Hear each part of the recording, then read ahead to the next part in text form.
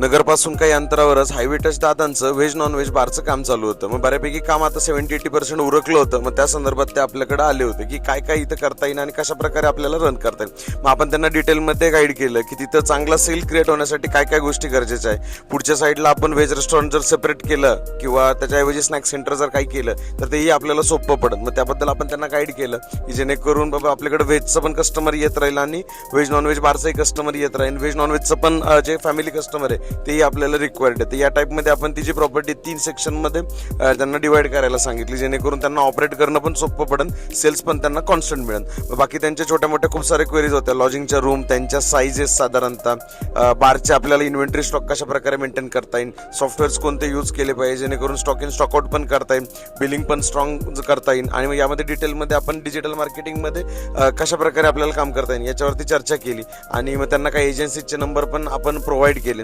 त्यांना काही टेबल खुर्च्या वगैरे घ्यायच्या होत्या, मग त्याबद्दल पण आपण त्यांना काही नंबर्स प्रोव्हाइड केले की जेणेकरून डायरेक्टली त्यांना ते स्वस्तात मिळून जाईल. बाकी छोटे मोठे त्यांचे खूप सारे क्वेश्चन्स होते, त्याच्यामध्ये आपण त्यांना डिटेलमध्ये गाईड केलं मेन्यू प्लॅनिंग बद्दल सुद्धा आणि त्यांचा निरोप घेतला. भेटूया उद्या. तोपर्यंत लाईक करा, फॉलो करा, शेअर करायला विसरू नका. Stay tune.